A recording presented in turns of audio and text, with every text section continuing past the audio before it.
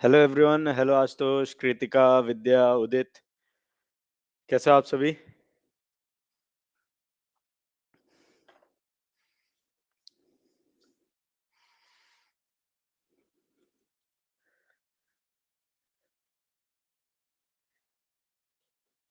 How are you all?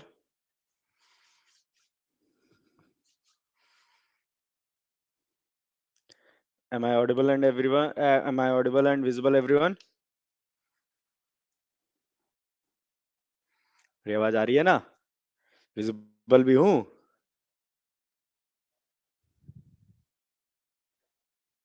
अरे बता दीजिए। विजिबल ऑडिबल हूँ? हाँ, ठीक है। बहुत अच्छे। कैसे हो आप सभी? सभी बढ़िया? Please keep your cameras on. कोशिश करिए आप सभी के कैमरा ऑन रहे। And tell me what we have to learn in our today session. आज के सेशन में हमें क्या पढ़ना है एवरीवन? बताइए बताइए, क्या पढ़ेंगे हम लोग?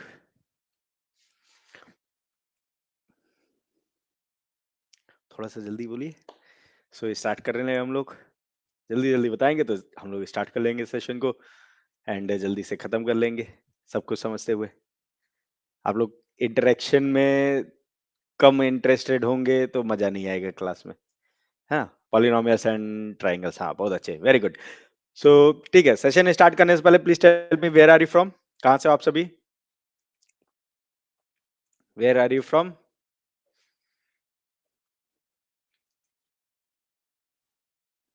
इंडिया, हाँ I know you all are from India, but where in India? ये मेरा क्वेश्चन है।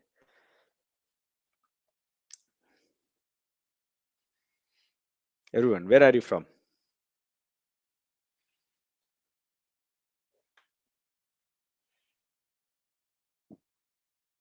Okay, Udit is from Nagpur, Maharashtra. Okay, what about others? बाकी सभी?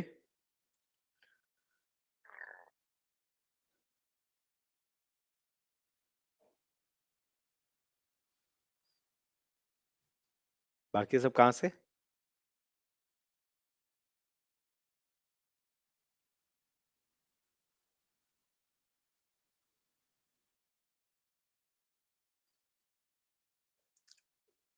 एवरीवन, सब एकदम शांत? ऐसे क्लास में शांत रहेंगे? रिस्पॉन्स तो दीजिए कुछ। Where are you from? I belongs from Bihar but currently living in Uttar Pradesh, Udit. Patiala, Punjab. ठीक है, very good Vidya. What about others?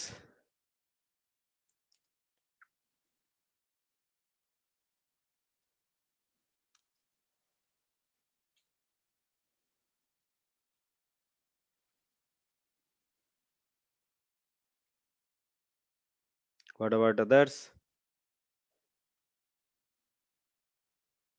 Nashik, okay, ठीक है। चलिए कोई नहीं, नहीं इंटरेस्टेड है बताने में तो कोई बात नहीं।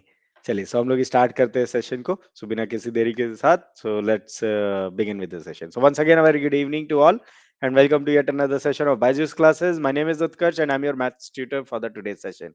So before starting the session, let me tell you about the features of our platform.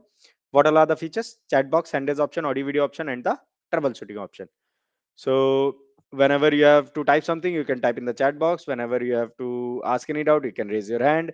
Then to turn on and turn off your audio and video, you can turn it on from the option. And then troubleshooting option is there, which is a three dot option, which you can use when encounter any type of issue regarding the platform, so that our team member will contact you as soon as possible and resolve your issues.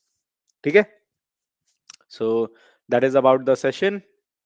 That is about the features of the session. And then उसके अलावा अगर मैं बात करूं तो please try to be regular in the session everyone, as well as in weekly test and monthly test. And please try to complete pre and post quiz for each and every session. Now let me begin with the session that is on polynomials and triangles. So this is the revision class, and in which we will be dealing with the exam important questions. Okay, चलिए, so start करते हैं polynomials के साथ. कोई बताएगा what is polynomial? Everyone, what is polynomial? Who will tell me? Just raise your hand. जो पहले raise करते जाएगा दे कैन आंसर, है ना? Please raise your hand. Who wants to answer for the polynomial? What is polynomial? सबसे basic question. Polynomial की अगर हम बात करते हैं तो क्या है पॉलिनोमियल? एनीवन? यस उदित, बताइए।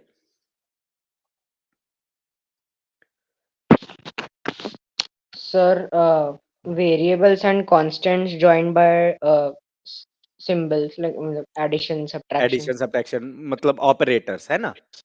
Yes, sir. हाँ ठीक है। सो कोई कंडीशन भी होती है क्या?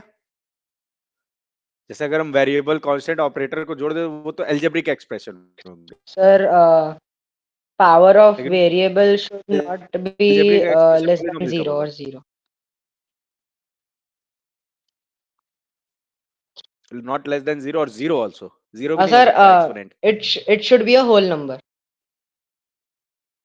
It should be a whole number. So 0 1 2 3 4 5 6 any number ना, एनी होल नंबर।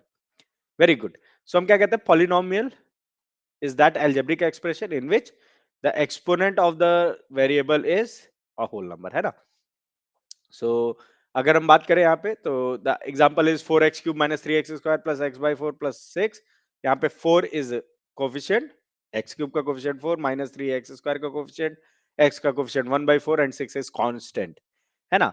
यहाँ पे x square जो है यानी पावर जो है इसको हम कहते हैं एक्सपोनेंट, x के ऊपर जो लिखा हमने, this x is a variable and plus minus are the operators, ठीक है? नाउ इसमें कोफिशिएंट की अगर हम बात करें तो कोफिशिएंट कोई भी रियल नंबर हो सकता है, वेरिएबल की कोई लिमिट नहीं है, कितने भी नंबर ऑफ वेरिएबल्स हो सकते हैं, but most important one is the exponent, कि जो हमारा एक्सपोनेंट है वो क्या होना चाहिए? Exponent must be a whole number, ठीक है? Now next is the degree of polynomial. Degree की अगर हम बात करें, what is degree of a polynomial? Anyone? कोई बताएगा डिग्री क्या होता है? मैं इस तरह से पूछना चाहता हूं कि आपको पता है या नहीं, है ना? I don't want any kind of definitions कि हाँ आप डेफिनेशंस बताइए या कुछ, बस मुझे ये बताइए आपको कैसे पता है कि डिग्री अगर मैं पूछूं किसी भी पॉलिनोमियल की तो क्या है? एनीवन? नोट करते जाइएगा प्लीज। हाईएस्ट पावर, ठीक है, highest exponent you can say, right? Very good Sheetal, very good Udit. हाँ, सो किसी भी पॉलिनोमियल के लिए डिग्री उस पॉलिनोमियल के वेरिएबल की हाईएस्ट एक्सपोनेंट होती है ना?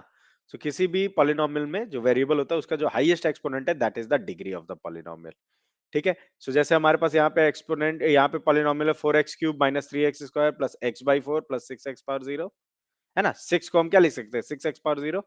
सो यहाँ पे सबसे हाईएस्ट एक्सपोनेंट क्या हुआ? 3, क्योंकि 3 2 1 0 है ना? So the highest exponent is 3 means the degree of the polynomial is 3, ठीक है?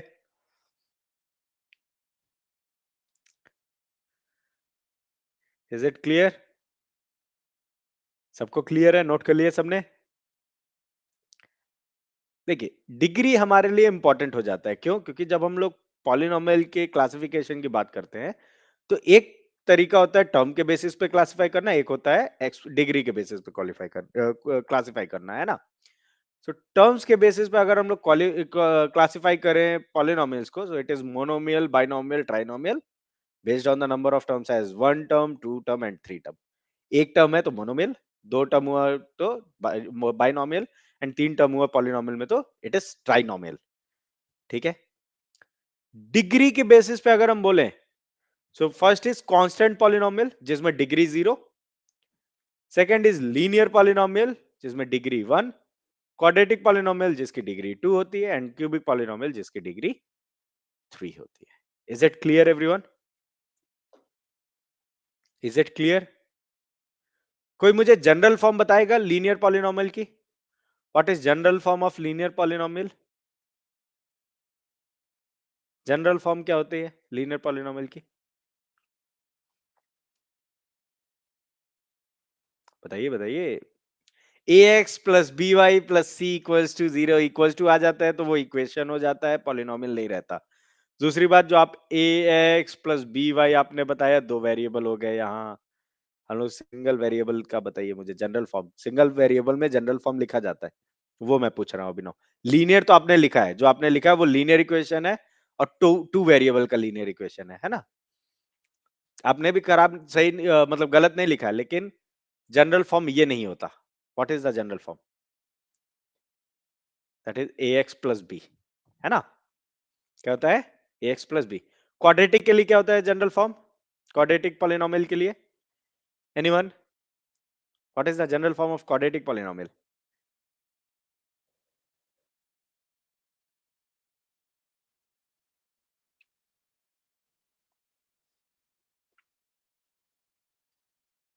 ax स्क्वायर प्लस बी,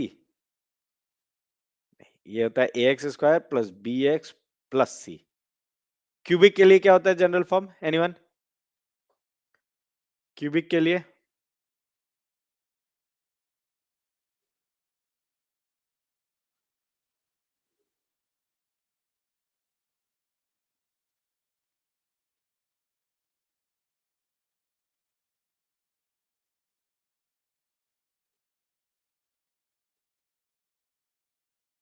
बताइए। सीता आपने बस एक जगह गलती कर दी, A x cube plus B x square है ना, बाकी सही है, plus C x plus D equals to zero ना लगाइए प्लीज, इक्वेशन नहीं पॉलिनोमियल की हम बात कर रहे हैं ना। जैसे ही इसके आगे इक्वल्स टू जीरो कर दिया तो ये इक्वेशन हो जाएगा, ठीक है। So it is a x cube plus B x square plus C x plus d. ठीक है, क्लियर है सभी को? चलिए next is the zeros of polynomial. Zeros of polynomial क्या होता है, कोई बताना चाहेगा? Anyone? Anyone? What is zeros of polynomial?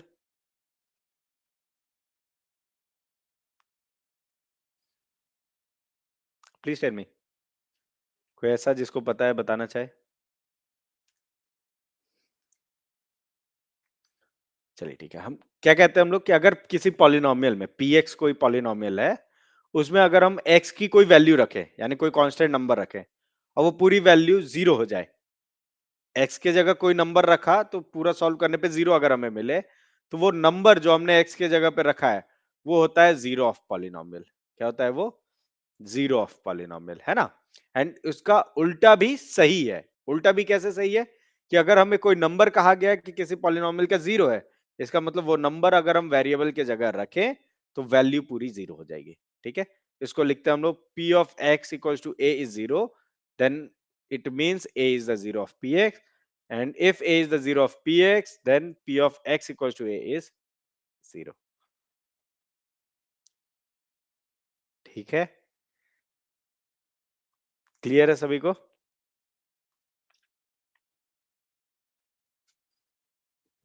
Yes, चलिए बहुत अच्छी बात है, बहुत अच्छे, very good. Now so zero of polynomial सबको क्लियर होगा, है ना। Now can anyone tell me what is zero polynomial then? Zero of polynomial is different, zero polynomial is different. What is zero polynomial, कोई बताएगा मुझे? Zero polynomial क्या होता है, बताइए, कोई भी बताइए। Yes Vidya?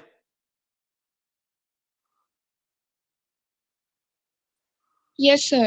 Sir, like we have like if we take px, so like we have been given um like if the value we have been given the value of the px, then we can take like x is equal to 0.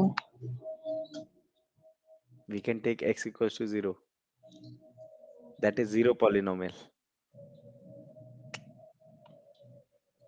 सोच लीजिए, थोड़ा और सोचिए, बताइए, हिंदी में बताइए, कोई दिक्कत नहीं। मैं हमेशा उस लैंग्वेज में पूछता हूँ जिसमें आपको समझ में आया हो, है ना, है ना। Never go for the definition, है ना। लाइन टू लाइन डेफिनेशन से कोई मतलब नहीं। कोफिशिएंट जिसका जीरो हो, मैक्सिमम पावर जीरो हो,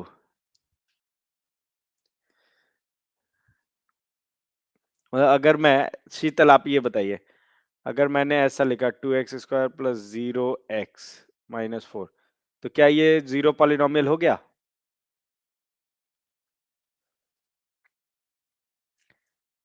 शीतल, क्या कोफिशिएंट जीरो हो गया? तो नहीं, तो फिर क्या है zero polynomial? Maximum power zero, maximum power zero है तो वो तो कांस्टेंट पॉलिनोमियल ना हुआ। डिग्री जीरो मतलब कांस्टेंट पॉलिनोमियल ना पड़ा था। Then what is zero polynomial? It is the number zero, जो उदित ने आंसर किया है ना? जीरो जो नंबर है उसे हम कहते हैं जीरो पॉलिनोमियल, ठीक है? Yes Vidya? Sir, like if we take p like px is equal to 0, then we say that x is the zero of the la- like px equals to zero. uh, like Yeah. we can take p, yeah, so x like ऐसा 0 is the polynomial of px. ऐसा Yes, sir. नहीं नहीं नहीं नहीं, zero जो है सिर्फ zero number समझते हैं आप? No, sir, like p x in a bracket then is equal to 0. हाँ, ओके, सो मींस जीरो जो है नंबर वो क्या होता है? जीरो पॉलिनोमियल होता है। जीरो के अलावा जितने भी नंबर है जैसे 1 2 3 -1 -2 ये सभी क्या है? कांस्टेंट पॉलिनोमियल है ना? जीरो जो है जीरो पॉलिनोमियल है, ये ध्यान रखिएगा, ठीक है? Next is the remainder theorem versus factor theorem. Remainder theorem की जरूरत क्यों हमें पड़ी? कि जब अगर हम एक पॉलिनोमियल को दूसरे पॉलिनोमियल से डिवाइड करें, है ना? यानी लेट्स से x माइनस ए से हमने किसी पॉलिनोमियल को डिवाइड किया एंड हमें उसका क्वेश्चन जानने में इंटरेस्ट नहीं है, लेकिन हमें रिमाइंडर चाहिए, तो पूरा डिवीजन करना इज क्वाइट लेंथी। तो अगर हमें डायरेक्ट रिमाइंडर चाहिए होगा तो हम क्या करेंगे? तो हम रिमाइंडर थ्योरम का यूज करेंगे। क्या कहता है रिमाइंडर थ्योरम? कि when px is divided by x minus A, अगर px पॉलिनोमियल को हम x माइनस ए से डिवाइड करें तो जो रिमाइंडर है, रिमाइंडर क्या होगा? p ऑफ a होगा। यानी इस x माइनस ए जिससे डिवाइड कर रहे हैं आप उसको इक्वल टू जीरो रखिए, x की वैल्यू आपको मिल जाएगी प्लस a, इसी की वैल्यू आप रख दीजिए px में, ठीक है? So this will give you the remainder. Remainder किसका? रिमाइंडर डिवीजन का, जब हम px को x माइनस ए से डिवाइड करेंगे तो। बात समझ में आई? किसको समझ में आई रिमाइंडर थ्योरम? किसको किसको समझ में आया? सबने पढ़ रखा है ना, रिवीजन ही कर रहे हैं हम लोग। नहीं समझ में आया तो पूछ लीजिएगा। तो देखिए अभी तक ये है कि आप पढ़ रखे हैं एंड रिवीजन कर रहे हैं। रिवीजन में भी नहीं क्लियर हुआ तो फिर होगा कि आपने पढ़ भी लिया, रिवीजन भी हो गया, लेकिन अभी तक नहीं समझ में आया, इसलिए पूछ जरूर लीजिएगा, ठीक है? सो px को जब हम x माइनस ए से डिवाइड करते हैं तो रिमाइंडर अगर हमें डायरेक्ट निकालना है तो हम कहेंगे p ऑफ a निकाल लीजिए, दैट इज द रिमाइंडर। यहाँ पे रिमाइंडर जीरो हमेशा नहीं होगा, कभी जीरो आएगा, वन आएगा, टू आएगा, थ्री आएगा, कुछ भी आ सकता है। फैक्टर थ्योरम क्या कहता है? इसी रिमाइंडर थ्योरम की मदद से हम फैक्टर थ्योरम को बताते हैं। Factor theorem is about telling the factor. जैसे मैं कहूं कि कोई भी नंबर दूसरे नंबर का फैक्टर कब होगा, ये बताइए। कोई भी एक नंबर दूसरे नंबर का फैक्टर कब होगा? एनीवन? Please give response. कब होगा? And the remainder is 0. When the remainder is zero, यानी कि जब वो एक नंबर दूसरे नंबर को डिवाइड कर दे। डिवाइड कर देने का मतलब कि रिमाइंडर जीरो हो जाए, है ना? इसी कॉन्सेप्ट का यूज करके हम लोग फैक्टर थ्योरम बताते हैं, है ना? तो हम कहते हैं x माइनस से px का फैक्टर होगा अगर p ऑफ a जीरो हो। तो p ऑफ a क्या होता है? अभी हमने रिमाइंडर थ्योरम में देखा कि अगर हम x माइनस ए से px को डिवाइड करें तो p of a is remainder. So अगर रिमाइंडर जीरो हो जाए then x minus A is a factor of px and vice versa. Vice versa means अगर p ऑफ a जीरो हमें मिल रहा है तो x minus A is the factor, and if x minus A is the factor of px then p of a will be zero. दोनों आपस में सही होंगे, ठीक है? So in factor theorem we से कि रिमाइंडर इज ऑलवेज जीरो, तभी तो फैक्टर होगा, है ना? Next to it is the algebraic identities. जो लास्ट कॉन्सेप्ट आपके पॉलिनोमियल चैप्टर में आता है वो आता है एल्जेब्रिक आइडेंटिटीज, जिसमें पहला आइडेंटिटी है x प्लस वाई का whole square, that is nothing but x square plus two x y plus y square. इसको इंपॉर्टेंट मार्क करके याद कर लीजिएगा। आइडेंटिटी सबको याद होनी चाहिए, बहुत इंपॉर्टेंट है, ठीक है? Now, x plus y का whole square is x square plus two x y plus y square. x minus y का whole square is x square minus two x y plus y square. X square minus y square is x plus y into x minus y. X plus a into x plus b is x square plus a plus b times x plus a b. And x plus y plus Z का whole square is x square plus y square plus z square plus two x y plus two y z plus two z x, ठीक है? Is it clear? Is it clear everyone?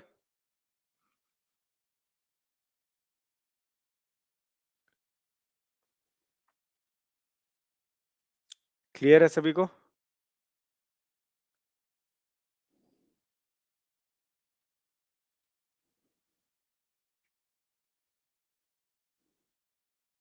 Then other three identities are what? X plus y to the whole cube is x cube plus y cube plus 3xy times x plus y, and x minus y to the whole cube is x cube minus y cube minus 3xy in bracket x minus y. ठीक है? अब यहाँ पे एक चीज यहाँ ध्यान दीजिएगा जहां सब कोई ज्यादातर गलती करते हैं। ये जो 3xy into x minus y, इसका ब्रैकेट जब आप ओपन करेंगे तो आपको मिलेगा x cube minus y cube minus 3x² y and then plus 3xy², है ना? ये ध्यान दीजिएगा। ठीक है, -3xy जब x में करते हैं तो -3x² y मिलता है, एंड ये जब -3xy को -y में मल्टीप्लाई करेंगे तो प्लस में 3xy² हो जाएगा। ठीक है, क्लियर है सभी को? हाँ, then third one is x cube plus y cube plus z cube minus 3xyz की वैल्यू होती है x plus y plus z times x² plus y² plus z² minus xy minus yz minus zx। ठीक है, इस identity पे question आते हैं, ध्यान दीजिएगा। अब हम लोग आगे बढ़ते हैं इसके क्वेश्चंस पे, है ना? पॉलिनोमियल के हमने सारे कॉन्सेप्ट डिस्कस कर लिए, रिवाइज कर लिया, एंड देन हम लोग अब क्वेश्चंस के साथ आगे बढ़ते हैं। पहला क्वेश्चन ये रहा, what is the degree of the zero polynomial? Zero polynomial क्या होता है? Number zero. जीरो को हम जीरो पॉलिनोमियल कहते हैं, लेकिन उसकी डिग्री क्या होती है? क्या डिग्री जीरो होती है, डिग्री वन होती है, नॉट डिफाइंड होती है, या इनमें से कोई नहीं? Very good Udit, very good Sheetal, very good Kritika.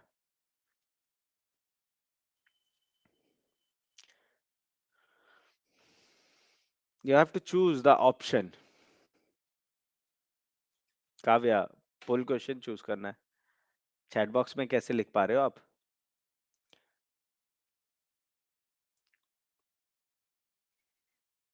Very good Udit, Abhinav, Kavya, Sheetal, Shreyasi, Kritika. Now the next question is here. Question number 2. Find the zero of the polynomial 5x minus 7. Zero of polynomial निकालना है तो 5x minus 7 को बराबर जीरो रख दीजिए, x की value निकाल लीजिए, दैट इज द जीरो।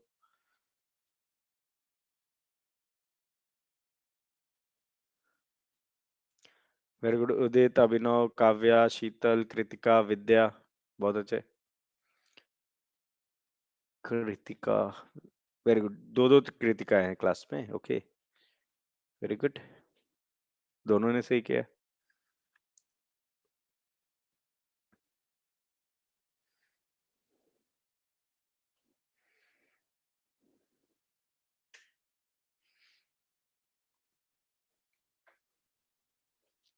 ठीक है, so for the first one the answer was not defined. अच्छा, क्यों नॉट डिफाइंड? क्योंकि मैंने बताया zero polynomial means the number zero, ये है जीरो पॉलिनोमियल। अच्छा, अब जीरो को हम जीरो एक्स भी लिख सकते हैं, जीरो को हम जीरो एक्स स्क्वायर भी लिख सकते हैं, जीरो को हम जीरो एक्स क्यूब भी लिख सकते हैं, जीरो को हम जीरो एक्स पावर 4 भी लिख सकते हैं, ऐसे ही कुछ भी लिख सकते हैं। ठीक है, एक्स पावर 5 6 7 8 9 10 कुछ भी। So it means in this case we don't have the defined exponent या power, है ना, या degree. That is why we said it is not defined कि डिग्री क्या होगी। ठीक है, डिग्री इज नॉट डिफाइंड। ठीक है, क्लियर है सभी को? Please tell me, is it clear? Second one is 7/5, कैसे आएगा? तो आप 5x माइनस 7 को सॉल्व करिए इक्वल्स टू 0 रख के, आपको मिलेगा 5x बराबर -7 राइट साइड में गया तो +7, x बराबर क्या हो जाएगा 7/5। क्लियर है? For the first one, it is not defined. Second one, 7/5. Now the next question, question number 3. Determine which of the following polynomial has x plus 1 as a factor. Please बताइए किस में है, किसका फैक्टर है? तो हमें क्या करना होगा, x के जगह -1 रखना होगा, है ना, क्योंकि x plus 1 चेक करना है। P of A से रिमाइंडर हमें पता चलेगा, तो सब में देखिए क्या आ रहा है रिमाइंडर। px मान लीजिए पहला है x cube plus x square plus x plus one, हम लोग p ऑफ -1 निकालेंगे, इट इज -1 का क्यूब प्लस -1 का स्क्वायर प्लस -1 प्लस 1, कितना आ जाएगा? -1 प्लस 1 -1 प्लस 1, है ना, दैट इज 0 से हम क्या कहेंगे, therefore x plus 1 is a factor of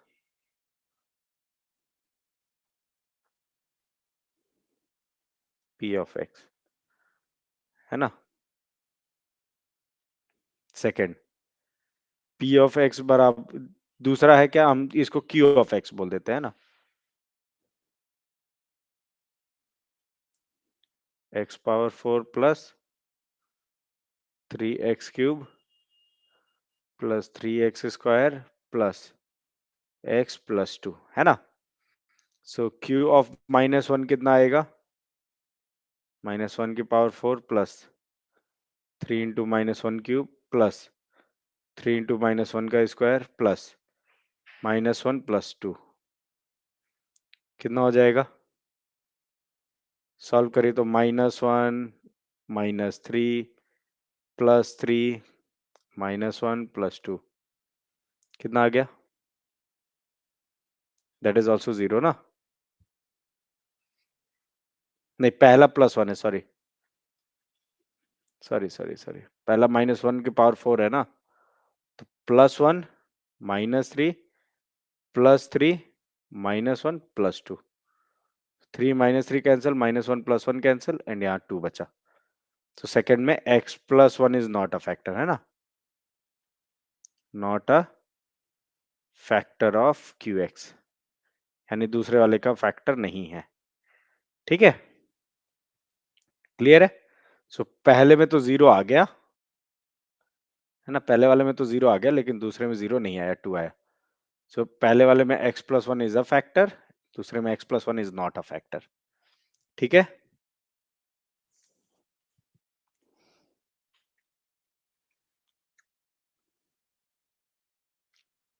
है ना। No, question number 4, find the value of 29 cube using algebraic identities. Algebraic identities लगाइए, 29 क्यूब, 29 को क्या लिख सकते हैं, 30 - 1 का cube. Solve it please everyone. 20 + 9, 30 - 1 कर लीजिए, सबसे इजी हो जाएगा। नजदीक क्या है 20 और 30 में से, it is 30। 24389, very good Abhinav. So cube है तो हम क्या कहेंगे, 30 का क्यूब -1 का cube minus 3 into 30 into 1 bracket में 30 - 1, कितना आ जाएगा? 30 का क्यूब मतलब 27 और 3 बार 0 -1 माइनस ये हो गया 90, है ना, इंटू यहाँ 29 कर लीजिए, या ब्रैकेट ओपन करना चाहे तो ओपन भी कर सकते हैं आप, है ना, ठीक है, या ओपन कर लीजिए ब्रैकेट, ज्यादा बढ़िया है। 90 का मल्टीप्लाई 30 - 1 में, जो कि आपका 27,000 -1 माइनस 90 का 3 में क्या, तो 2700 प्लस 90, कितना हो जाएगा? ये हो जाएगा 27090 माइनस 2701, माइनस करिए कितना आ जाएगा। सो यहाँ मैं सब्ट्रैक्शन कर देता हूँ, 27090 माइनस 2701, 10 में से 1 गया 9, 9 में से 8 में से 0 गया 8, 10 में से 7 गया 3, 6 में से 2 गया 4, it is 24,389। So it is 24,389, ठीक है, क्लियर है सभी को?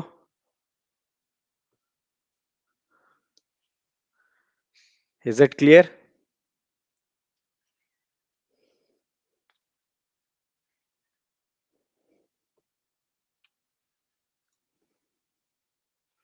चलिए, so please tell me if there is any kind of doubt, कोई भी डाउट।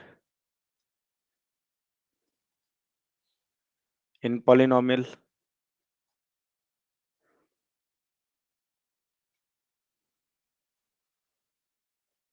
किसी को कोई डाउट नहीं? चलिए, सो आगे बढ़ते हम लोग कॉन्ग्रुएंसी की तरफ, है ना, यानी ट्राइंगल की तरफ। चलिए, ट्राइंगल में पहला कॉन्सेप्ट आता है congruency. Now can anyone tell me कि कॉन्ग्रुएंसी क्या है? How would you know about the congruency? अगर मैं दो ट्राइंगल दूं और पूछूं क्या ये कॉन्ग्रुएंट है, कैसे पता चलेगा आपको? एसएसएस, अरे क्राइटेरिया है, ठीक है। मैंने आपको दो ट्राइंगल दिए, मैंने कोई मेजरमेंट नहीं दिया, कुछ नहीं दिया। How will you find out कि वेदर दे आर कॉन्ग्रुएंट और not? Same shape same size. कैसे पता करेंगे सेम शेप सेम साइज? मैंने कहा कुछ नहीं बताऊंगा मैं। मैंने कहा कोई मेजरमेंट मैं नहीं दे रहा हूं। सुपर इम्पोज, मतलब कोइंसाइड करेंगे, राइट? एक के ऊपर एक रखेंगे, ओवरलैप होगा तो ठीक है, नहीं हुआ तो कॉन्ग्रुएंट नहीं है, राइट? वेरी गुड, बहुत अच्छे। सो कॉन्ग्रुएंसी का कॉन्सेप्ट यहीं से शुरू होता है ना, कि अगर हमने दो ऑब्जेक्ट लिया, एक के ऊपर एक रखा, एंड हमने देखा कि वो एकदम बराबर है, यानी बाउंड्री उनकी सेम है, so it means they are congruent.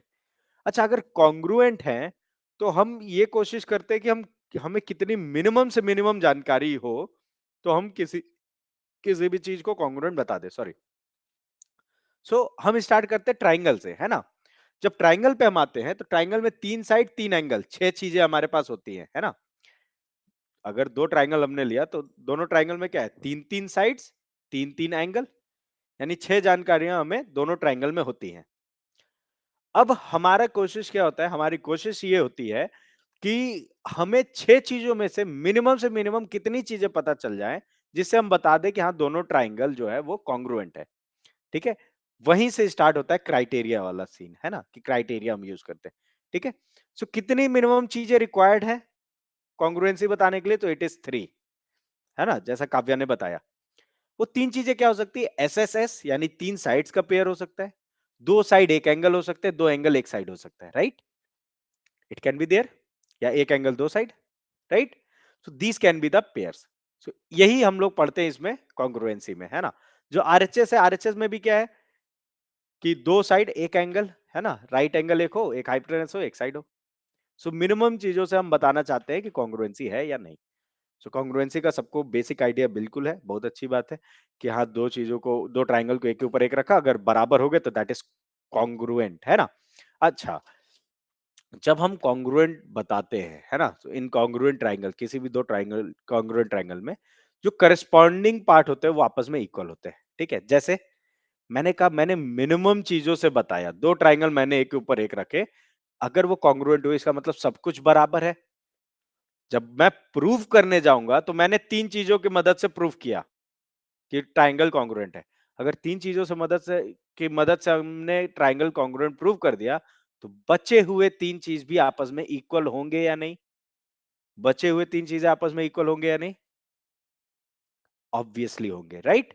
क्योंकि वो कॉन्ग्रुएंट है, वो एक के ऊपर एक पूरी तरह से आ रहा है, यानी बराबर है। हमने प्रूव करने के लिए भले तीन चीजें बताई, लेकिन अगर हमने प्रूव कर दिया तो छह चीजें आपस में बराबर हो जाएंगी, है ना?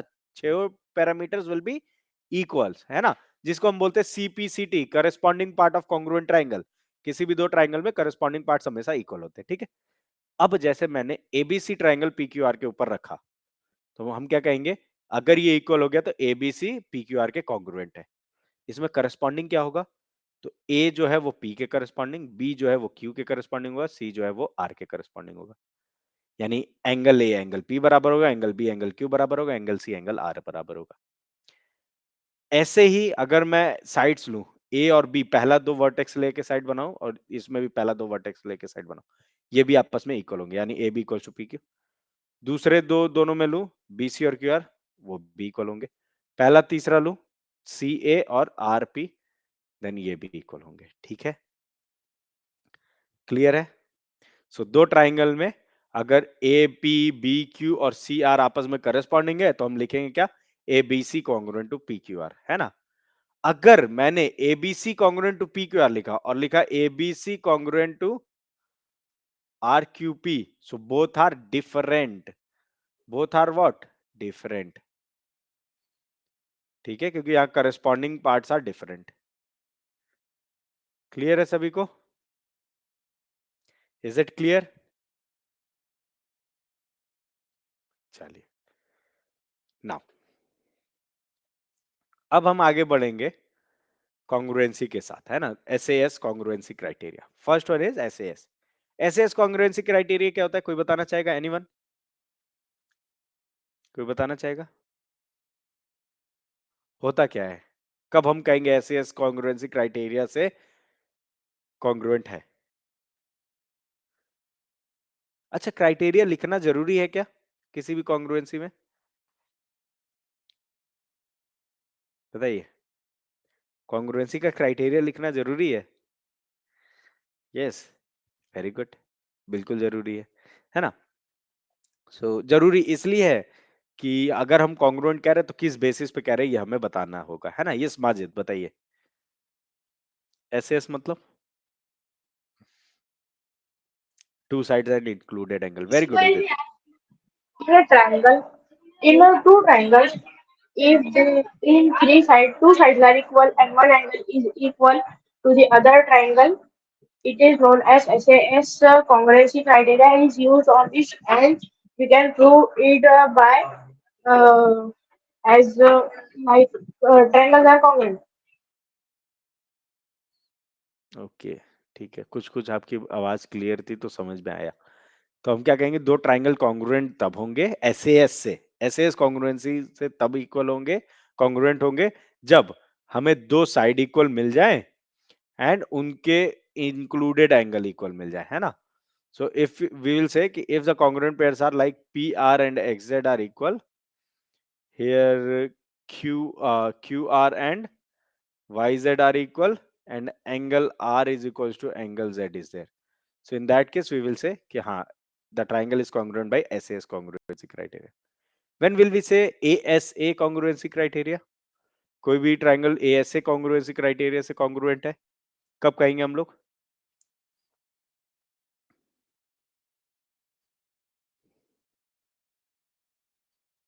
बताइए।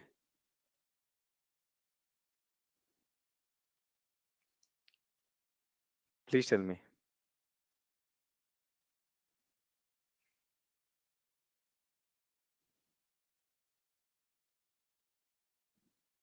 Two angles and included side. ठीक है, very good.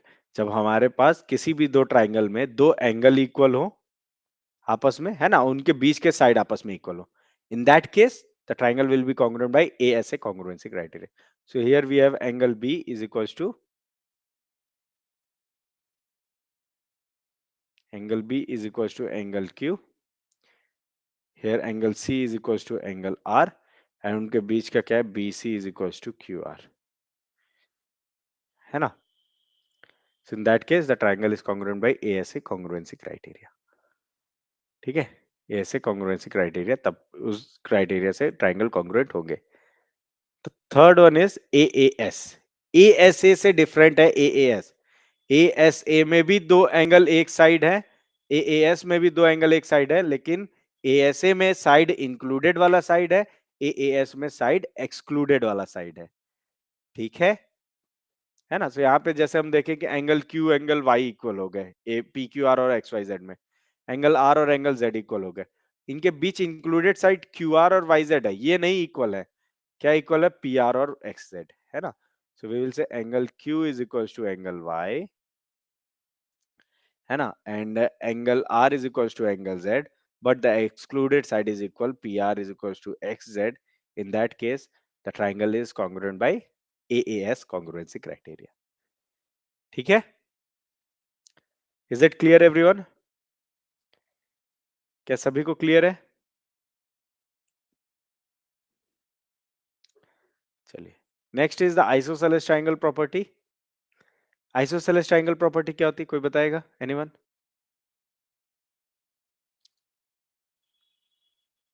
Anyone?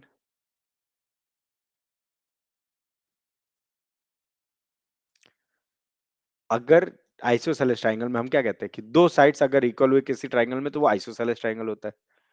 So in the property, isosceles triangle property, जो इक्वल साइड्स होते हैं उनके opposite angles are always equal. So AC and AB are equal, then their opposite angles will also be equal. ठीक है, so here if AC is equals to AB, in that case AC का opposite angle B और AB का opposite angle C आपस में equal होंगे। ठीक है, is it equal, is it clear, sorry, is it clear? मैं भी पूछ रहा हूँ, इज इट इक्वल? क्लियर है? चलिए, next is the SSS congruency criteria. जैसे नाम से पता चल रहा है, SSS साइड साइड साइड।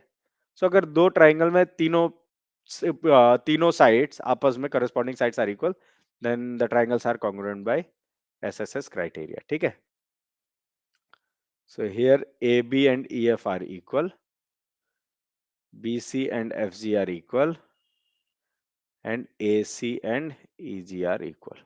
ठीक है, then in that case the triangle is congruent by SSS congruency criteria. Very good, Kritika, very good. Next is the RHS congruency criteria. RHS congruency criteria किस ट्राइंगल के लिए है? नाम से ही पता चलता है, right angle hypotenuse side.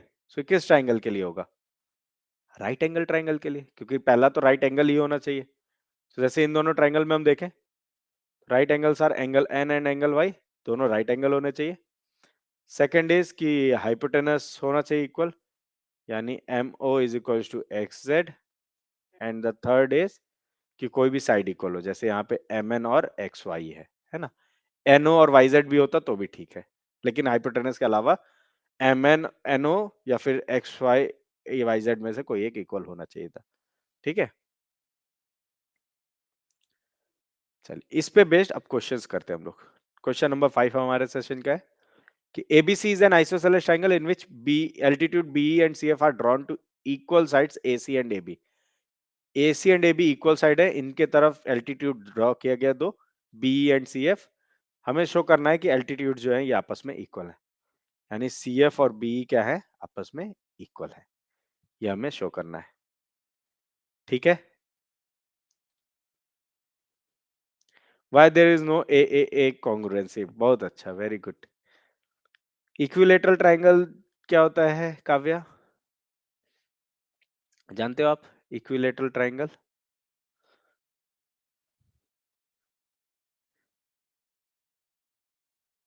Equilateral triangle आप जानते हो Kavya? All sides equal, angle कितने होते हैं उसमें, एंगल का मेजरमेंट 60 डिग्री, वेरी गुड, है ना। देखिए, तो मैंने एक ये बनाया इक्विलेटरल ट्राइंगल यहाँ, एक मैंने बनाया इक्विलेटरल ट्राइंगल यहाँ, 60 degree 60 degree 60 degree. Why is it so? क्योंकि पहला जो है मैंने कहा 3 सेंटीमीटर साइड है तीनों, ठीक है। दूसरा मैंने ट्राइंगल बनाया, यहाँ पे भी 60 डिग्री 60 डिग्री 60 डिग्री, है ना। यहाँ कितना है, 6 सेंटीमीटर 6 सेंटीमीटर 6 सेंटीमीटर। अब बताइए क्या ये इक्वल साइज है काव्या, क्या ये इक्वल साइज है? नहीं है ना, इसीलिए ए कॉन्ग्रुएंसी क्राइटेरिया नहीं होता। ठीक है, चलिए इस क्वेश्चन पे वापस आते हैं। हमें शो करना है क्या कि एल्टीट्यूड्स इक्वल है, यानी बीई इक्वल्स टू CF हमें प्रूफ करना है ना, टू प्रूव। ठीक है, चलिए तो अब ये देखिए कि जो CF है और BC है, BE है और जो CF है, ये किस ट्राइंगल के पार्ट है? तो CF is a part of triangle CFB, है ना, and BE is a part of triangle BEC।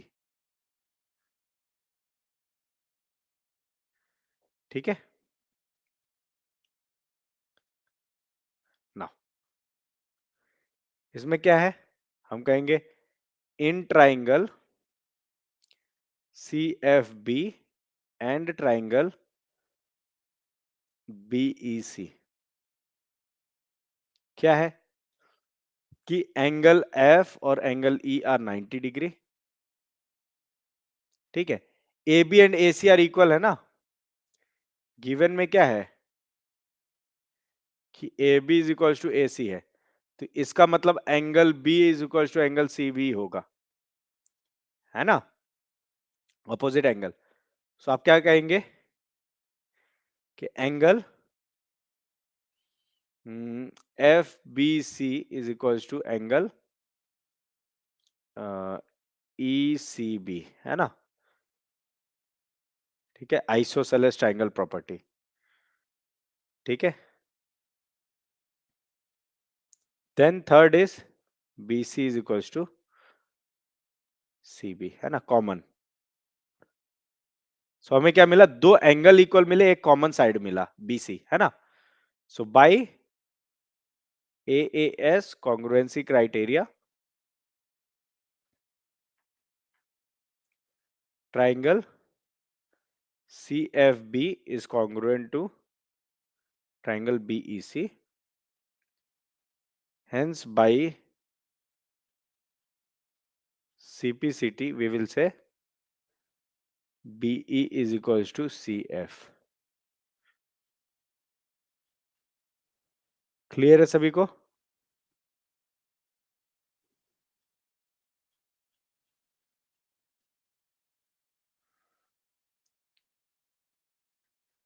है ना? So in this way we can prove them. ठीक है, equal. Next question is here, question number 6. Question क्या है कि ABC is right angle triangle. ये पूरा right angle triangle है हमारे पास. With AB equals to AC. AB और AC क्या है? Equal है. Bisector of angle A meets BC. Angle A का बाइसेक्टर बीसी पे मिलता है एट डी, ये डी पॉइंट पे. Prove that BC equals to 2AD. हमें क्या प्रूव करना है कि बीसी बराबर 2AD है ना? एडी का डबल है बीसी. कैसे प्रूव होगा? एनीवन? एनीवन? ये तो 90 डिग्री है ना पूरा, डिवाइड हो गया तो 45 45. यस और नो? अच्छा, ये एसी और ये क्या कहते हैं AB अगर इक्वल है तो इसका मतलब ये क्या होगा? 90 20 वाला था तो ये 45 45 हुआ. यस और नो? इसमें ये 45, इसमें ये 45, है ना?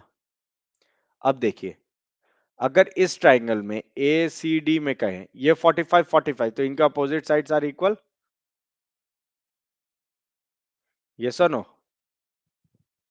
सिमिलरली इसमें अगर हम आए, इस ट्राइंगल में, तो इस ट्राइंगल में क्या ये 45 ये 45 यानी ये दोनों साइड्स इक्वल, है ना? अरे जो इक्वल एंगल है उनके अपोजिट साइड्स आर इक्वल ना? टेल मी यस और नो? इक्वल होंगे नहीं होंगे? और हमें प्रूफ क्या करना है? बीसी की वैल्यू, बीसी क्या होगी? डीसी प्लस बीडी के बराबर. डीसी के जगह मैं लिख सकता हूं एडी, बीडी के जगह मैं लिख सकता हूं AD, so it means twice AD हो गया. यस और नो? एंगल से प्रूफ कर सकते हैं कि नहीं? एंगल से प्रूफ कर सकते हैं कि नहीं?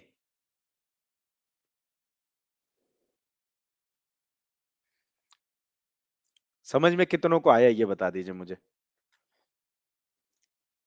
कितनों को समझ में आया? मैं फिर से बोल रहा हूं, समझिएगा. ये 90 डिग्री है, ए बी ए सी बराबर है, तो ये 45 ये 45 हुआ. ठीक है, अब ये डिवाइड कर रहा है एडी, तो हम क्या कहेंगे कि ये हो गया आपका 45, इक्वल पार्ट में डिवाइड किया ना, ये हो गया 45. बाइसेक्टर ऑफ एंगल ए बोला है. अच्छा, ये दोनों अगर 45 है तो इनके opposite sides are equal. Similarly ये 45 ये 45 इक्वल है तो इनके opposite sides are equal. So मैं बीडी के जगह एडी बोल सकता हूं, डीसी के जगह एडी बोल सकता हूं. यस और नो? बोल सकता हूं ना? है ना? So BC is nothing but BD plus DC, है ना? सो बीसी बराबर क्या हो जाएगा?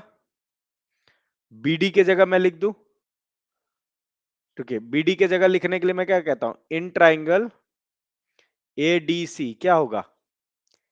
एंगल डीएसी इज 45 डिग्री, है ना, हाफ ऑफ एंगल ए. ठीक है, and angle C is 45 degree. Because ABC is right angle isosceles triangle, है ना, राइट एंगल आइसोसेलेस ट्राइंगल। ठीक है, now so in this manner we will say DC is equals to AD। Second में क्या कहूं, in triangle ABD triangle में क्या है हमारे पास, angle BAD is 45 degree and angle ABD is 45 degree. This implies AD is equals to BD, है ना। सो अब पहले इक्वेशन में जाइए, BD के जगह मैं AD लिख सकता हूं, DC के जगह मैं AD लिख सकता हूं। सो हम क्या कह देंगे, from equation one BD is equals to AD plus AD, यानी BD बराबर 2AD। ये हमारा एक तरीका है एंगल से, मैं बताया जो आपको प्रूव करने को। एंगल से तो आराम से हो गया ना, लेकिन क्या हम एंगल का यूज करेंगे, आंसर इज नो। एंगल का यूज ना करिएगा, कॉन्ग्रुएंसी लगा लीजिएगा, दैट इज वेरी गुड, है ना। कॉन्ग्रुएंसी से कैसे करेंगे उसको मैं बता देता हूं, ठीक है। अब BC गलत लिखा था क्या, मैं गलत लिखा था क्या, मैं BC इक्वल्स टू 2AD, हाँ BD लिख दिया था मैं, अच्छा okay okay fine fine, BC equals to 2AD, है ना। देखिए कैसे करेंगे आप लोग कॉन्ग्रुएंसी से, तो आप कहेंगे राइट एंगल ट्राइंगल में AB AC बराबर है, ठीक है। BC क्या है, हाइपोटेनस है हमारा। AD जो है बाइसेक्टर है, इसका एंगल A का, तो एंगल 1 और 2 आपस में इक्वल हो गए, AD कॉमन हो गया, है ना। सो हम क्या कहेंगे कि जो ये ट्राइंगल है हमारा CAD और ABD, ये दोनों आपस में BAD, दोनों SAS से कॉन्ग्रुएंट हो गए, ठीक है। SAS से कैसे कॉन्ग्रुएंट, AC AB इक्वल, दोनों में कॉमन साइड है, उनके बीच का एंगल 1 एंगल 2 बराबर, तो SAS से दोनों ट्राइंगल कॉन्ग्रुएंट। दोनों ट्राइंगल मींस DC और BD बोथ आर इक्वल, है ना। अच्छा, अब हम क्या कहेंगे, CD and BD are equal. अब since mid point of hypotenuse of right angle triangle is equidistance from three vertices of triangle, hence AD BD CD will be equal, so AD BD CD equal हो जाएगा, है ना। Then हम BC बराबर क्या लिखेंगे, CD plus BD, so ये भी इक्वल है, तो हम कह देंगे BC बराबर 2AD, ठीक है। AD प्लस AD 2AD हो गया, ठीक है। Now moving forward with the poll question, here is the poll question. ABC is an isosceles triangle with AB equals to AD. D is a midpoint on BC such that AD perpendicular to BC. Which congruency criteria can be used to show BAD equals to CAD? BAD angle और CAD angle prove करने के लिए कौन सा criteria लगेगा? Easy है, दोनों triangle देखिए, दोनों ट्राइंगल को कॉन्ग्रुएंट प्रूव करना है, दोनों ट्राइंगल में कौन कौन सा क्राइटेरिया लग सकता है। वेरी गुड कृतिका, ध्यान से पढ़ेंगे तुरंत आ जाएगा। Very good Kavya,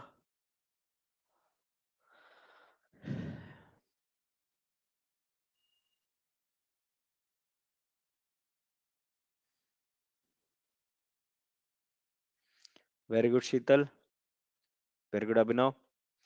now the next question is here, full question, कि in triangle ABC P is a point on the bisector of angle ABC. ABC angle के बाइसेक्टर से डिवाइड कर रहा है, पी पे पॉइंट जो लग रहा है ना, पी जो पॉइंट है वो पीबी करके बाइसेक्ट कर रहा है एंगल एबीसी को। सो आपको क्या इससे पता चल रहा है, थ्रू पी लाइन जो बन रहा है थ्रू पी, उसको अगर हम बीए के पैरेलल ड्रॉ कर दे जो बीसी को मिल रहा है, तो उससे क्या आपको मिलेगा, कोई आपको कंक्लूजन मिल रहा है कि नहीं मिल रहा है। ऑप्शंस दिए हैं, A B P is isosceles, B P Q is isosceles, P Q C is isosceles, BPC is isosceles. Parallel दिया है, एंगल इक्वल हो जाएंगे तो इजी है ना। वेरी गुड अभिनव एंड शीतल, बहुत अच्छे। देखिए पहले में एएएस और आरएचएस था, क्यों, ये दोनों एंगल हमें प्रूव करने हैं इक्वल, ठीक है। 90 डिग्री 90 डिग्री दो हो गए, हाइपोटेनस दोनों के इक्वल गिवन है ना। एंड क्योंकि एडी अगर हमने ड्रॉ किया, है ना, और ये आइसोसेलेस ट्रायंगल है, तो जब भी हम परपेंडिकुलर ड्रॉ करेंगे तो ये इक्वल पार्ट हो गए, है ना। या तो इक्वल पार्ट इससे कर लीजिए, नहीं तो एडी कॉमन है आपका, AD common, hypotenuse equal, right angle triangle तो RHS से हो गया ये। AAS कैसे होगा? तो जो इक्वल साइड्स है उनके ऑपोजिट एंगल्स आर इक्वल, ये दोनों इक्वल एंगल हो गए, राइट एंगल हो गया और एक साइड हो गया हाइपोटेनस वाला AAS। तो AAS और RHS दोनों आराम से लग जाएगा। सेकंड में आए अगर हम, तो बोला क्या है कि PB क्या है? बाइसेक्टर है एंगल ABC का। सो 1 और 2 बराबर है, एंगल 1 एंगल 2 बराबर है। ठीक है, अब क्या बोला कि P से जो Q खींचा है ये क्या है? इसके पैरेलल है। पैरेलल है तो ये लाइन ट्रांसवर्सल हो गई, 1 और 3 भी बराबर हो गया।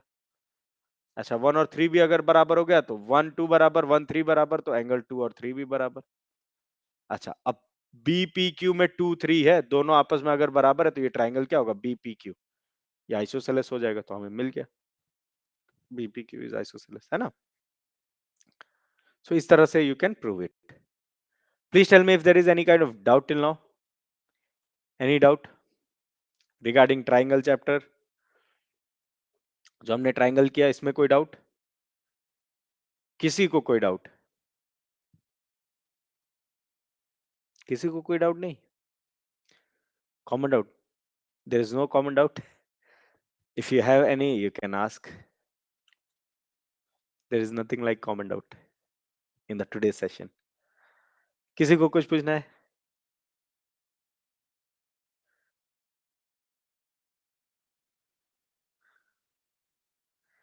No one? चलिए, so now there is a reminder for your weekly test. Please be prepared for the weekly test. Sunday को होगा आपका वीकली टेस्ट, 20 मार्क्स का होगा।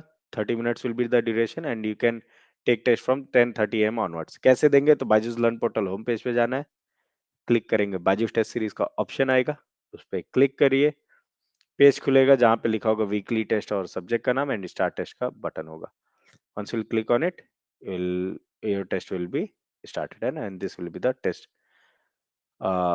Interface now. सो आज के सेशन में हमने डिग्री पढ़ा, क्लासिफिकेशन और जीरोस ऑफ पॉलिनोमियल पढ़ा, रिमाइंडर थ्योरम, फैक्टर थ्योरम पढ़ा और अलजेब्रिक आइडेंटिटीज इन पॉलिनोमियल्स, ये हमने रिवाइज किया। सेकंड, जब हम लोग ट्राइंगल पे आए तो कॉन्ग्रुएंसी पढ़ा, क्राइटेरिया उसका पढ़ा और आइसोसेलेस ट्राइंगल की प्रॉपर्टी हमने पढ़ी। ठीक है, नाउ काव्या का एक डाउट है, उसको हम लोग डिस्कस कर लेते हैं कि मीडियन क्या होता है, एल्टीट्यूड क्या होता है, परपेंडिकुलर बाइसेक्टर क्या होता है। देखिए, 1 2 3, ठीक है, बात समझिएगा। अगर मैंने यहां से एक लाइन खींची है ना, मैं राइट से लेफ्ट चल रहा हूं, ये ध्यान दीजिएगा। अगर मैंने एक लाइन ऐसी खींची यहां से, नॉट नेसेसरीली कि परपेंडिकुलर है ना, एंड ये इक्वल डिवाइड हो गया, ठीक है, then this will be median. यानी एक वर्टेक्स से मैंने लाइन खींची जो सामने वाले साइड को दो इक्वल पार्ट में डिवाइड कर रही है, दैट इज मीडियन। ठीक है, सेकंड इज, सेकंड समझाने के लिए थोड़ा सा रुक जाइए, मैं ऐसे ट्राइंगल बना देता हूं, है ना।